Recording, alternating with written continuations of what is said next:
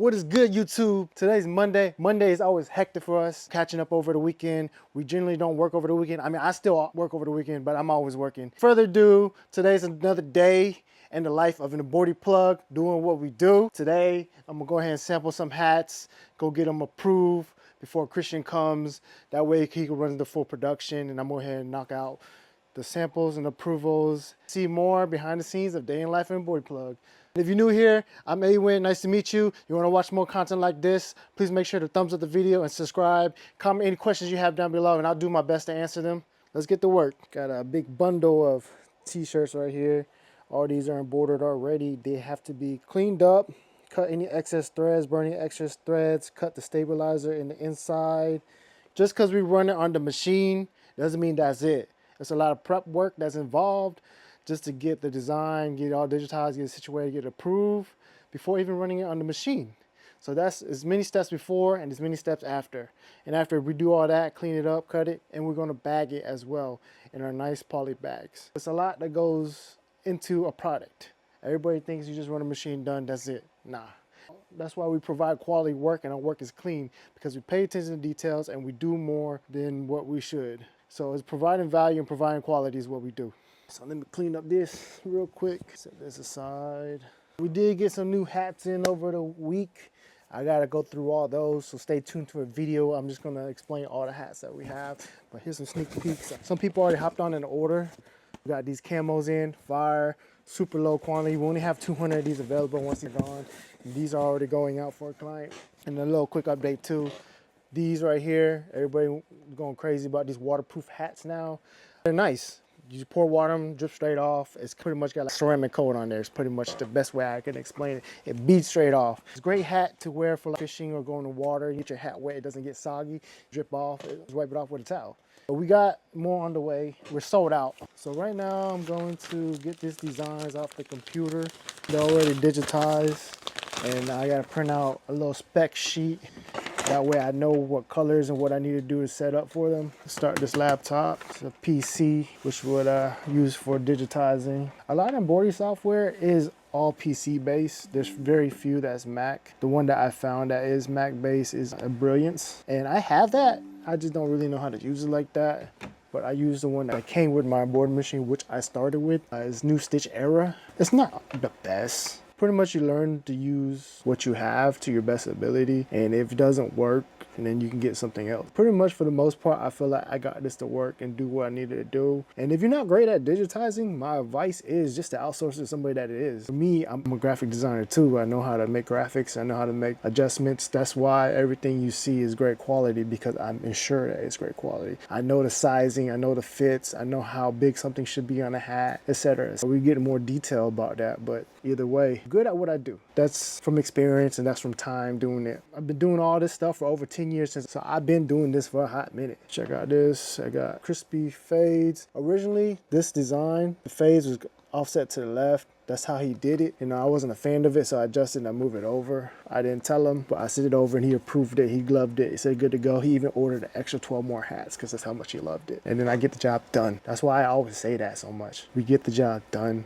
and the quality speaks for itself, because it does. Let me get this before I get carried away. I need to save that as well. I'm saying this as a reminder to myself, and save this on the jump drive because I got to put this file on the embroidery machine as well. The client wanted to change the colors, so I had to change one of the way it's set up so I can change one of the colors. All right, save that. And then I gotta save this other one. Let me show y'all what I'm doing. So here's what I'm talking about. This is what he originally sent me. You see how this is over to the left? Well, I moved it over to the right. So it's nice and centered. Here's an example of what it look like stitched. Actually, let me show you guys an example real quick. That way y'all see what I'm talking about. I'm sure y'all get the point. As you see, I stitched one right here. This is the first one I made. As you can see, it doesn't look right to me. It's off centered. And then check out this, boom. The fixed one, nice and centered, fire. No complaints. It's just small stuff like that that you have to pay attention to. Just because of that, got another 12 hats because we made it fire, client loved it, we wanted to add 12 more. So paying attention to details, everything, dude. I say that so much because it's so important. I got this downloaded. I need to get this back design, open up. Then this one I'm running is gonna be a large back kind of like the second wave one that's like 5 inches long in the back. It's gonna be huge from here to here. If you are watching any previous videos, you'll see the hat that I'm talking about. It says second wave in the back. This guy seen it and was like, that's fire. Can I do this for my brand in the back too? So he added a back design, because originally it was just going to be a front 3D puff and border logo. Sometimes, a lot of times, clients just have to see your work. If you guys are doing work and not showing it, how do you think people are going to see it? Not everybody can imagine it, so you have to show them. So show them how it's fucking done. That's what we do. I don't have the front ready yet, but I did do the back. I got the back ready right here. It says Emotion Records. It's gonna be that big 5 inches in the back right here. We're gonna run a sample of that and get that approved. Since we already have the machine ready and set up to do so, I'm gonna show you guys how I do that. So we're just gonna get straight to it. Let me go ahead and save this though to your jump drive and name it a name that you can, you can find. Print out a spec sheet. All right, so we got our printout, and then we're gonna load this on the embroidery machine and then hoop the hat, run the sample. Telling y'all, these jump drives are super cool. They got USB on one side and USB-C. Highly recommend you get these. I'll put the link in the description if you need it. This will be affiliate Amazon link, but this is fire. Let me tell you why. USB, these machines take USB, but on our laptop, I use USB-C, or go over here to the board machine, plug in the USB. Highly recommended, man. Go ahead and import it. This is what we're doing. We're using a shirt setup to hoop the back of it. Yeah, you got it to load. Let's find the file. Shit ton of files, because we do a whole lot of embroidery. This is not all we do. We do direct to garment and screen printing as well. This is just many things that I just film the most. Flip it. Don't forget to rotate the design. All right, it's loaded. Set the color. Make sure it's white thread, number 13. We're good. All white. All right, let me go get the right hoop. My hoop here, and then I'm gonna hoop the back of the hat. But with this, I like to use the corner of a table. It makes it a lot easier to do. You get your hoop. We're using a 6-inch hoop. These are the hats I'm gonna use. I got a sample on the old hat. Got your stabilizer. See if we can get this hooped.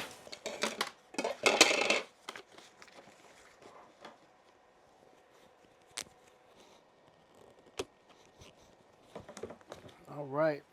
I got a hoop. It's not easy to do. Edge of the table helps out, but this is a 6-inch hoop. It barely even fits. Let's try and work our magic and run a sample and get this approved. Since I already have it loaded, I'm just gonna run and contour it. Hopefully I get it lined up where I need it to be. It's gonna be a very tight fit, man. Ooh, that was super close. I have to adjust it. Get my ruler. It's off by 1/8 of an inch. It's not even that far. That's the crazy part. Let me get this right there. Yeah, it's just, this is so big. It's 5 inches wide. It's not that much wiggle room.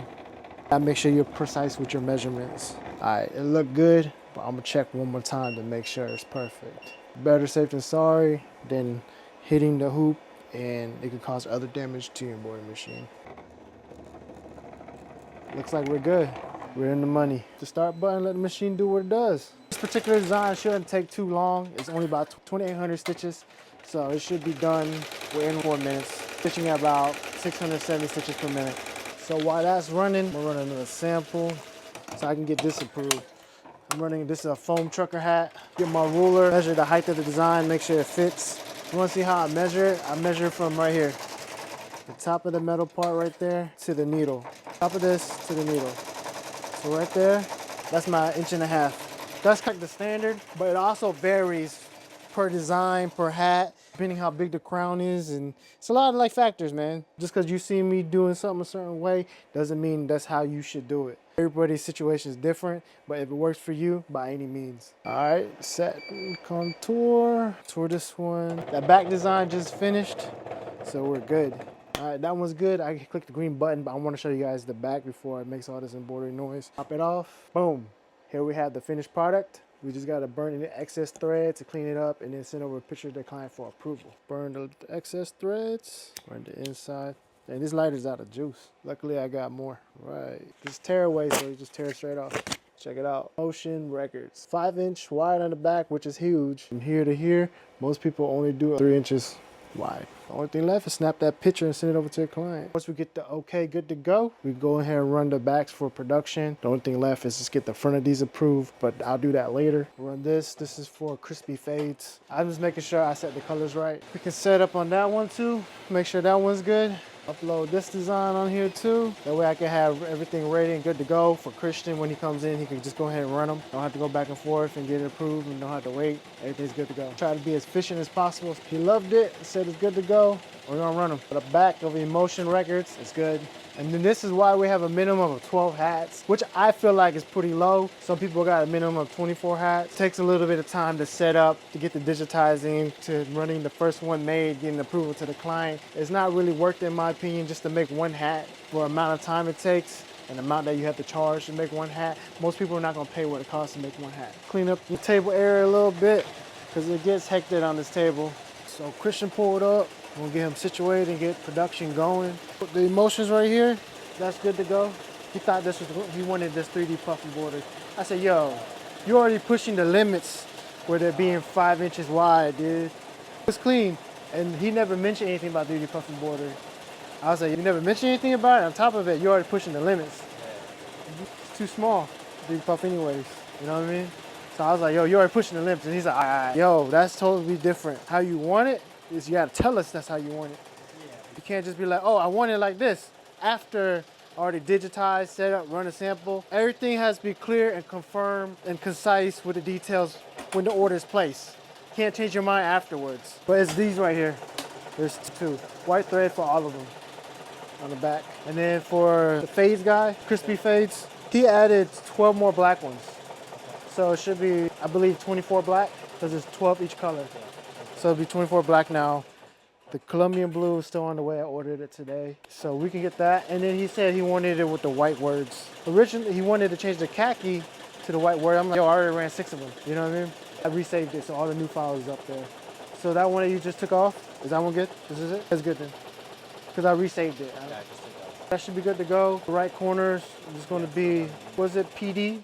Paper Dreams. So we messed up 2. We're gonna replace the 2 with camo. So it's gonna be 4 camo. And then he paid for 10 extra camo. So 12 camo total? 14, because we're replacing the 2. Yeah, we had. After he saw it, look, I didn't even hit him up. He saw it on the Instagram story and he was like, yo, those camos are fire. Can I add 10? Those camos on the floor already hooped for Paper Dreams. I hooped it. That should be good. So that's pretty much it for the day by the time you get all that.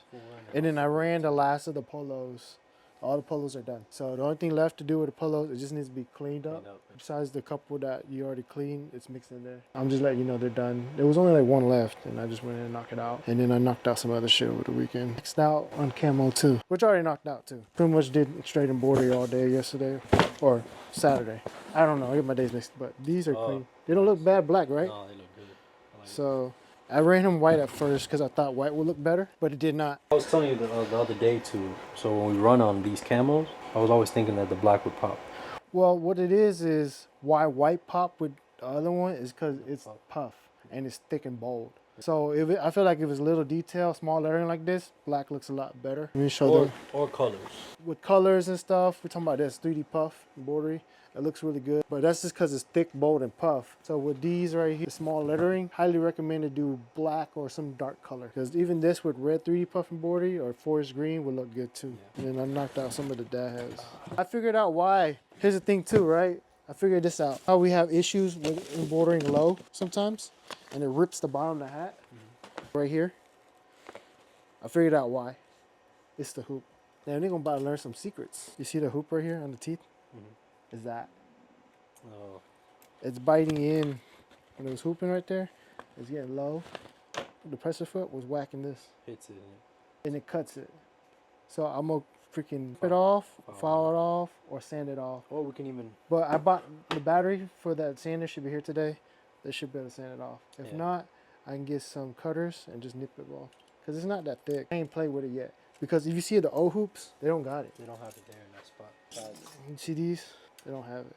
It'll be another video on how we fix these, but you can see this has teeth right there, and then these old ones that doesn't have teeth right there. Tips and tricks. You learn as you go. Figure that out Saturday. I wasted 6 of these because I kept hooping the same hat with the same hoop, and I said, what the F, bro? I raised the height. I made it taller. I went from 1 1/4 to 1 1/2. Still was doing it. I was like, what the heck, bro? And then I looked at the last one that I finally messed up. I looked at it, I pressed it, and I felt it. It's always the last one. I had 1 left, bro. I had 1 of these left, and I had to replace 6. It's always the last hat that messes up that gives you the hardest time. What's the last one? I already knocked out all 11. I had 1 left. Figure out why, so you can fix the problem. That one's bouncing a little bit. I think this shit affects the height of the hat. I think it makes it bounce. Compared to the other Because it's pressing back up. So I feel like if we fall down, it won't bounce as fucking much. So that's what I thought about too. So I feel like just by getting rid of that right there, will save a lot of problems. And it'll make the hat sit lower and doesn't push it up. This shit is an issue too because it digs into the hat and it'll cut the threads. A lot of little problems with just this right here. But we'll do that later. See, that's what I'm saying. Pay attention to details. Oh, they're gonna learn in this channel. A lot of detail. They in every video. It's all about the details, which it is. This part isn't wide enough. Because I tried to run one of these as a sample and it was giving me a hard time hooping it. But luckily we're not running it, these hats. We're running the auto ones. But you get what I mean? Because you know how the auto hoops in the back are bigger? Yeah. Has a bigger hole. Same. Even that is really hard to hoop. It's already hard to hoop because it's 5 inches wide. This is what I'm saying, paying attention to details. Because this is smaller in the back and then this is wider. So if you want a big design in the back with that 6-inch hoop, you gotta test it out. It's not guaranteed for every hat. Figure that out too. Because I tried it. I said, I know I don't suck at this. Why is it giving me a hard time?